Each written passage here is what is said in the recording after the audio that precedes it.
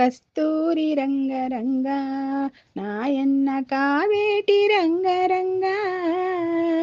శ్రీరంగ రంగరంగా నిను బాసి నేనెట్లు మరచందురా కంసుని సంహరింప సద్గురుడు అవతారమెత్తెనప్పుడు దేవకీ గర్భమునను కృష్ణావతారమై జన్మించెను 7 రాత్రులు చేరిచి ఒక రాత్రి ఏకరాత్రిగా చేసెను ఆదివారము పూటను అష్టమి దినమందు జన్మించెను కస్తూరి రంగరంగా నాయన్న కావేటి రంగరంగా శ్రీరంగ రంగరంగా